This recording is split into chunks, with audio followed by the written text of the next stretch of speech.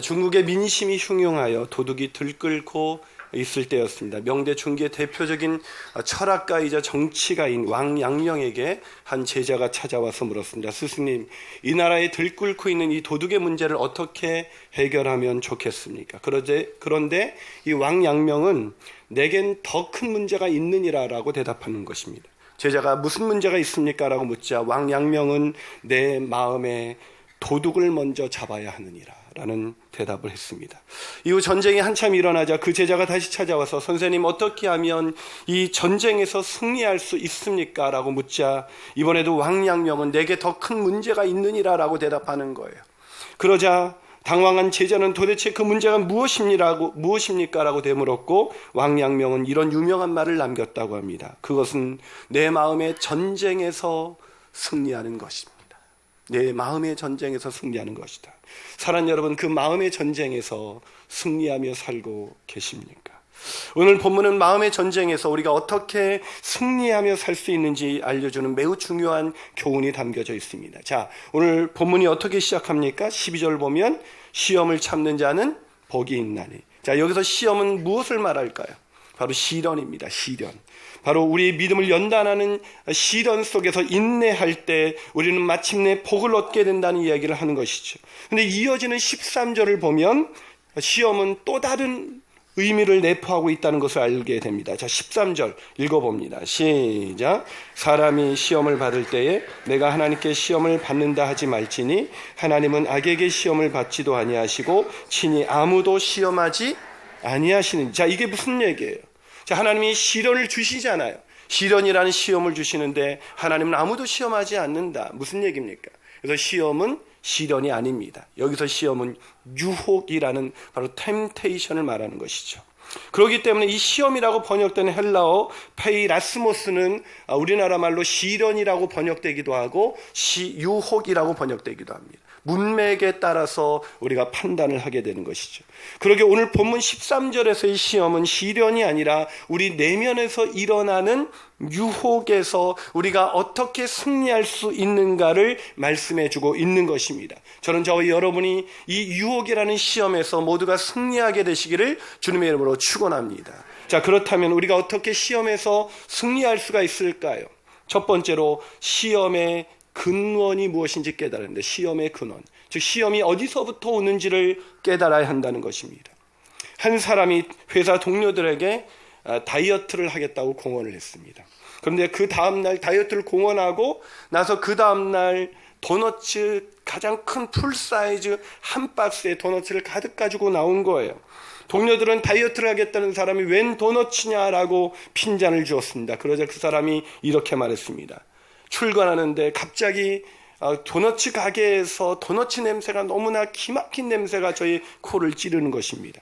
그래서 저는 기도했습니다. 하나님, 만약 제가 도너츠 가게를 지날 때에 주차장이 한 곳이 비어 있으면 먹으라는 뜻으로 알고 비어 있지 않으면 먹지 않겠습니다. 그리고 나서 그 사람은 주차장을 10바퀴를 돌았습니다. 우리는 왜 자꾸 시험에 드는 것일까요? 시험의 근원을 모르기 때문입니다. 시험이 어디서부터 오는지 모르기 때문에 우리는 자꾸 시험에 드는 것입니다. 오늘 본문에 있는 이 사람들도 마찬가지였어요. 야고보서의 이 편지를 처음 받아들인 그리스도인들도 늘 시험에 들어요. 여러분, 교회 가면 제일 많이 받는 게 뭐예요? 은혜가 아니라 시험이에요.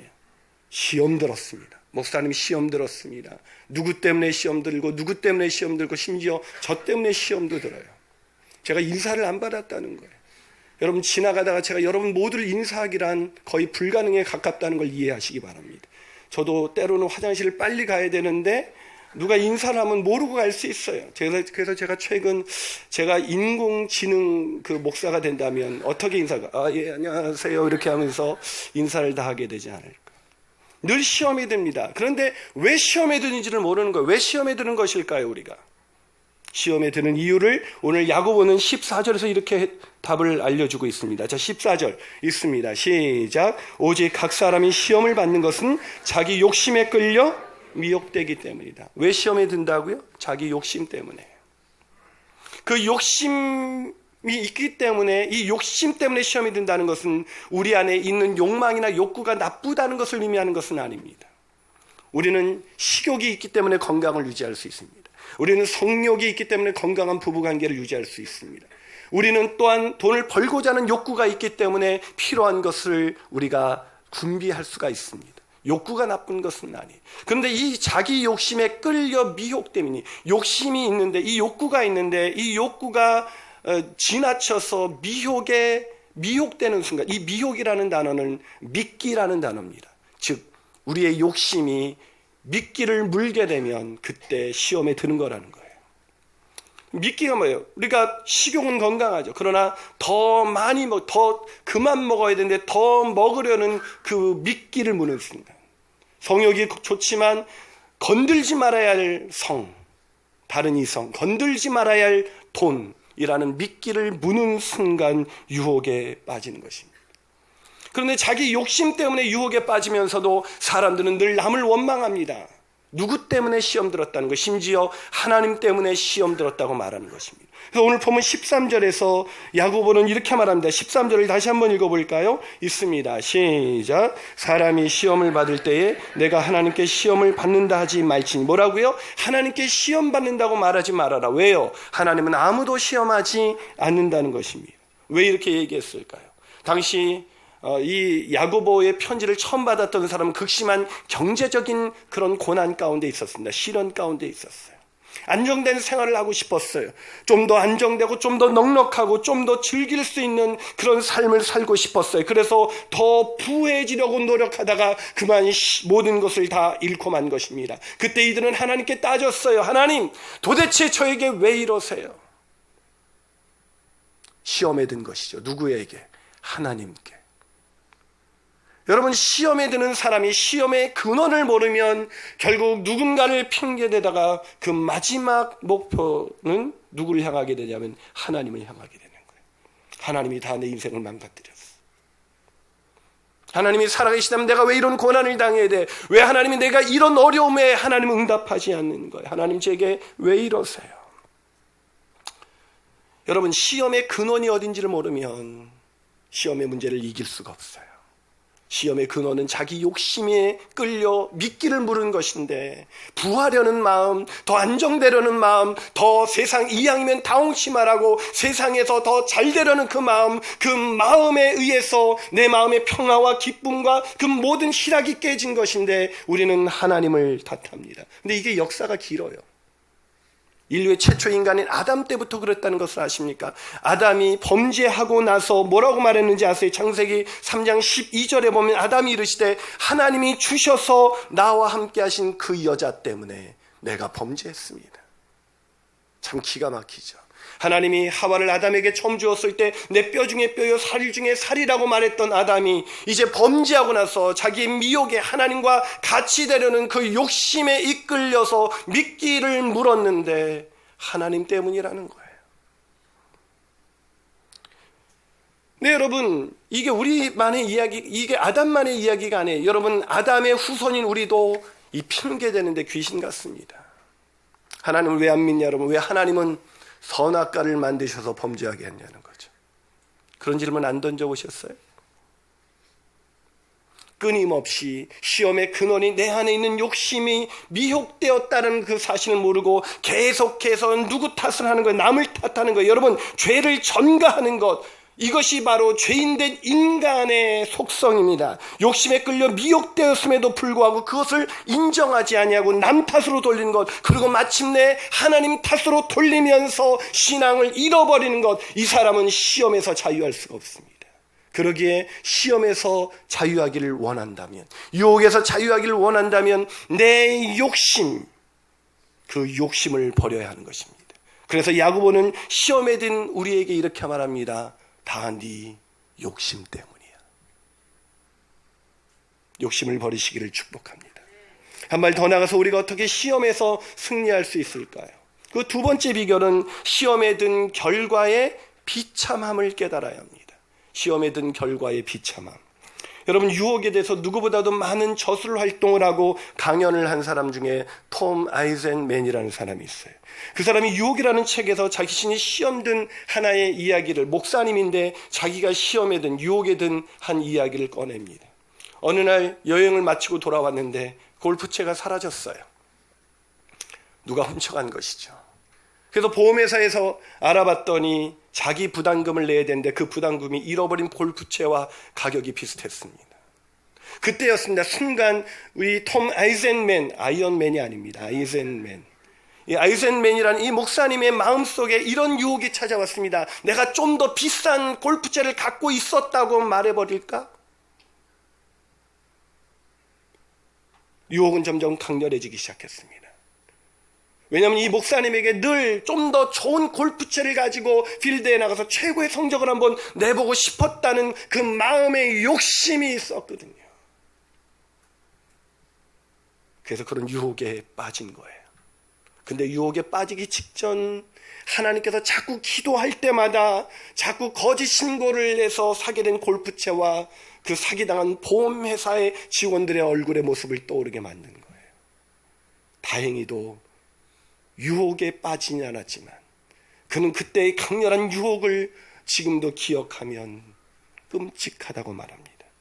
자, 그가 어떻게 시험에서 이길 수가 있었습니까?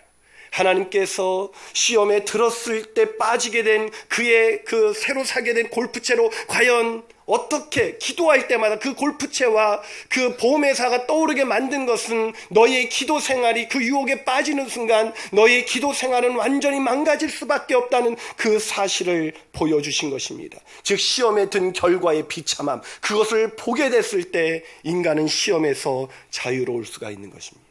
그래서 야고보는 시험의 근원을 말한 다음에 계속해서 이렇게 말합니다. 자, 본문 14절과 15절을 같이 한번 읽어볼까요? 자, 있습니다. 시작. 14절부터 시작. 오직 각 사람이 시험을 받는 것은 자기 욕심에 끌려 미혹됨이니 욕심이 잉태한 즉 죄를 낳고 죄가 장성한 즉 사망을 내. 자, 결국 미혹되면 뭐에 이르는 거예요? 죽음에 이르는 거예요. 여러분, 그렇다면 제가 다시 한번 말씀드리면 욕망이 나쁘다는 건 아니에요. 여러분, 존 엘드리지라는 사람은 인간의 욕망이라는 책에서 욕망이야말로 하나님이 만드신 가장 뜨거운 선물이라고 말해요. 욕망은 선물이다. 근데 뜨거운 선물이 잘못하면 뒤어요.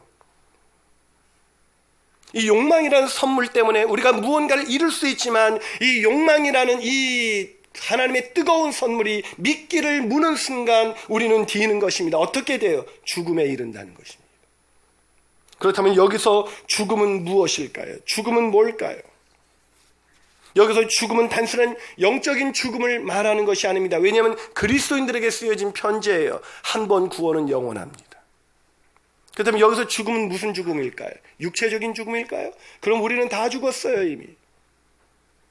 여기서 죽음은 영적인 죽음도 육체적인 죽음도 아닙니다. 여기서 죽음은 뭐예요? 이것을 이해하기 위해서는 유대적인 배경을 이해해야 합니다. 여러분, 신명기 30장 15절을 보면 이런 구절이 있습니다. 자, 같이 한번 읽어볼까요? 있습니다. 시작. 보라, 내가 오늘 생명과 복과 사망과 화를 내 앞에 두니. 자, 생명과 사망을 무엇으로 표현하고 있어요? 생명과 사망을 복과 화로 표현하고 있어요. 즉, 유대인들은 죽음을 존재의 중단이 아니라 바로 살아가는 낮은 삶의 질, 비참한 삶으로 표현하고 있는 것입니다. 다시 말해서 사망은 이 땅에 살아가는 동안 주께서 주시는 풍성한 삶, 그 풍성한 삶이 아니라 바로 낮은 삶, 낮은 삶의 질을 누리며 살아갈 수밖에 없다. 그 낮은 삶의 질이란 경제적으로 낮은 상태를 말하는 것이 아니라 하나님이 허락하신 그 의와 평강과 기쁨을 도저히 누릴 수가 없다는 것입니다. 구원을 받았음에도 불구하고 구원이 주는, 복음이 주는 그 놀라운 축복이 무엇인지 모른 채 이 땅에서 평생을 살아가야 되는 존재, 그가 누굽니까? 바로 유혹에 빠진 그리스도인입니다. 그게 바로 죽음이에요. 사랑하는 여러분, 비참하지 않습니까? 인생을 살다 보면 인생의 낮은 삶의 질에 치열하게 사는 사람을 보고 우리는 이런 얘기를 합니다. 차라리 죽는 게 낫지, 저럴 거면. 그런 낮은 삶의 질, 그런 육체적으로도 그런데 우리 영적으로 우리가 누릴 수 있는 그 놀라운 풍성한 삶을 이 땅을 살아가면서 단 한 번도 누릴 수 없도록 만드는 것, 그것이 바로 유혹에 빠졌을 때 우리의 욕심이 미끼를 무는 순간 그건 사라지는 거예요. 교회를 나오는데 유혹에 이끌려서 그 미혹돼서 미끼를 문 사람은 교회 나와도 그 예배의 풍성함, 교회 나와도 큐티의 풍성함, 그 말씀이 주는 그 부요함과 깊이가 무엇인지 전혀 알 수가 없다는 거예요. 사랑하는 여러분, 우리의 인생에 왜 기쁨이 사라졌습니까? 우리 인생에 왜 평강이 사라졌습니까? 우리 인생에 왜 만족이 사라졌습니까? 미끼를 물었기 때문입니다. 그러기에 우리가 이 유혹에서 자유하기 위해서는 이 미끼를 물었을 때의 비참함을 깨달아야 돼요. 근데 문제는 미끼를 물었을 때 비참함은 보이지 않고 미끼는 너무나 화려한 먹잇감처럼 보인다는 것입니다. 마지막으로 우리가 어떻게 시험에서 승리할 수 있을까요? 시험에 승리하기 위한 마지막 비결은 시험에 들지 않게 만드는 완전한 해결책을 알아야 합니다. 완전한 해결책. 여러분, 고기가 미끼를 왜 물까요? 미끼가 먹이라고 느껴지기 때문입니다. 그것도 아주 훌륭한 먹잇감이라고 느껴지기 때문에 미끼를 물지, 그 미끼가 자기를 날카로운 그 뾰족한 그 낚싯바늘을 보여준다면 아무도 물지 않을 거예요. 어떤 고기도. 그래서 야고보는 우리가 유혹에서 벗어나기 위해서 이렇게 말합니다. 16절에서 내 사랑하는 형제들아, 속지 마라. 속지 마라. 이게 무슨 뜻이에요? 미끼가 먹이라고 속지 마라. 세상에 내가 건들지 말아야 될 그 이성과 건들지 말아야 할 그 돈과 건들지 말아야 할 그것, 권력과 건들지 말아야 할 그것은 결코 우리에게 행복을 가져다 주는 것이 아니니 속지 마라. 하지만 말씀드린 것처럼 계속해서 우리는 속습니다. 이 크레이그 크루쉘이 지은 책 중에 일상의 거룩함을 회복하라는 책이 있습니다. 근데 거기서 에스키모인들이 가축을 보호하기 위해서 가축을 공격하는 늑대를 잡아야 되는데 늑대를 어떻게 잡는지 그 비결이, 그 방법이 소개되어 있어요. 늑대를 어떻게 잡는지 아세요? 일단 작은 짐승 하나를 잡아서 그 짐승의 피를 모읍니다. 그리고 거기다가 양날이 시퍼렇게 선 그 칼을 담가요. 그리고 꺼내면 옵니다. 워낙 추우니까. 또 다시 담가요. 그걸 반복하면 마치 양날의 칼은 숨겨지고 마치 늑대가 좋아하는 피가 뜻 들어있는 아이스 케이크처럼 돼요. 그래서 거꾸로 박아놔요. 그럼 늑대가 피 맛을 보고 피 냄새를 맡고 굶주린 늑대가 찾아옵니다. 그리고 그걸 핥기 시작하죠. 나중에 칼날이 드러났는데도 자기의 혀가 잘리는지도 모르고 베이는지도 모르고 그걸 핥기 시작합니다. 혀가 베이면서 자신의 뜨거운 피가 흘러내리기 때문에 더 흥분돼서 정신없이 핥다가 그 칼에 꽂혀 죽는 거예요. 왜 늑대는 그 양날의 칼이 든 그 미끼를 물을 수밖에 없었을까요? 그게 너무나 좋은 먹잇감처럼 보인다는 것이죠. 늑대가 어떻게 그 양날의 칼이 든 그 위장된 그 아이스 케이크와 같은 그 칼을 핥지 않을 수가 있을까요? 어떻게 하면? 늑대가 배부르면 늑대는 핥지 않습니다. 그래서 야고보는 오늘 속지 말라고 말하면서 이어서 이렇게 말합니다. 본문 17절입니다. 오늘 본문 17절에서 이렇게 말합니다. 읽어볼까요? 시작. 온갖 좋은 은사와 온전한 선물이 다 위로부터 빛들의 아버지께로부터 내려오나니. 뭐라고요? 온갖 좋은 것이 누구에게서부터 내려온다고요? 아버지 하나님 위로부터 내려온다는 거예요. 그것은 땅에 있는 것은 온갖 좋은 것이 아니라는 거예요. 그러니 속지 말라. 땅에 있는 것을 얻기 위해서 너의 인생을 들이지 말라. 그것은 좋은 것이 아니라는 거예요. 온갖 좋은 것, 그것은 하늘에 있습니다. 온갖 좋은 것, 그것은 하나님만이 주실 수가 있습니다. 온갖 좋은 것, 그것은 바로 위에 계신 하나님 아버지로부터 오는 것입니다. 그것을 사모해야 돼요. 그것의 맛을 들어야 돼요. 근데 문제가 있어요. 우리는 그게 좋아 보이지 않는다는 것입니다. 온갖 위에서부터 내려오는 것으로 채워지지 않는다는 것입니다. 그 복음으로, 그 예수 그리스도로 우리가 채워지지 않기 때문에 우리는 여전히 배고프고, 그래서 세워놓은 그 유혹의 칼날을 우리는 할지 않을 수가 없다는 것입니다.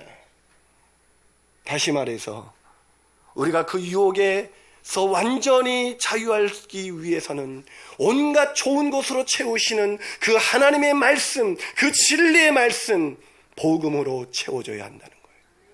그래서 오늘 본문 이어서 이렇게 18절에서 이렇게 말합니다. 그가 그 피조물 중에 우리로 첫 열매가 되게 하시려고 자기의 뜻을 따라 진리의 말씀으로 우리를 낳으셨느니라. 진리의 말씀, 이건 바로 복음을 말합니다. 예수 그리스도를 말합니다. 예수 그리스도로 우리를 낳으셨다. 그러니 예수 그리스도로 채워지는 인생, 그 인생만이 속지 않는 인생을 살아갈 수가 있는 것입니다.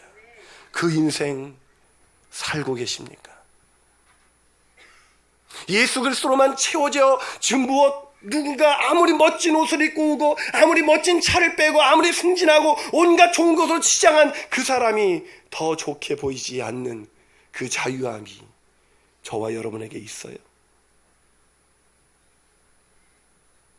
유기선 목사님이 쓴 책 중에 예수님의 사람이라는 책이 있죠. 요즘 우리가 수요일마다 자매들과 이것을 공부합니다. 이 책에 보면 이런 이야기가 있어요. 예수님에 대해서 믿음이 없는, 신앙이 없는 기독교인이 아닌 아버지가 아들의 목사 안수식에 참여했습니다. 근데 아버지는 믿음이 없는데 아들은 목사가 된 거예요. 근데 그때 불렀던 찬양이 이거였습니다. 주 예수보다 더 귀한 것은 없네. 세상 즐거움 다 버리고 세상 자랑 다 버렸네.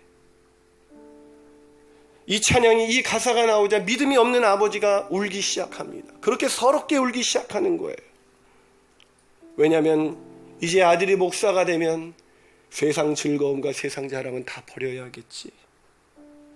그게 너무나 서러워서 아버지가 펑펑 웁니다.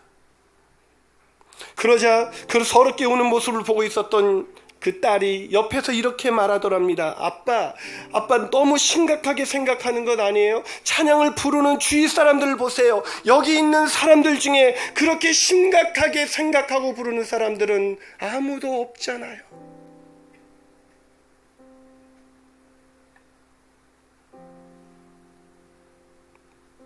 사랑하는 여러분, 내일부터 우리는 고난주간이 시작됩니다. 우리에게 가장 좋은 것, 구원을 주시기 위해서 이 땅에 오신 예수님은 광야에서 40일 금식으로 가장 배고프고 지치고 힘들 때, 그때 마귀는 인간으로 오신 예수님을 테스트했습니다. 육체의 배고픔을 해결할 수 있는 떡으로 하나님의 사랑을 의심하게 함으로, 아니 천하 만국 영광을 보여주면서 예수님을 유혹했습니다. 그때 예수님은 이렇게 대답하셨습니다. 사단아 물러가라. 주 너희 하나님께 경배하고 다만 그를 섬기라. 왜요? 예수님에게 천하 만국 영광보다도, 지금 나의 배고픔을 해결해 줄 수 있는 떡보다도 다만 하나님 아버지를 섬기고 그분을 경배하는 것, 이거보다 더 좋은 것은 없었으니까. 사랑하는 여러분, 유혹에 반복해서 빠지고 있다면 우리에게 가장 더 좋은 것은 주님이 아닐 겁니다. 기도하시겠습니다.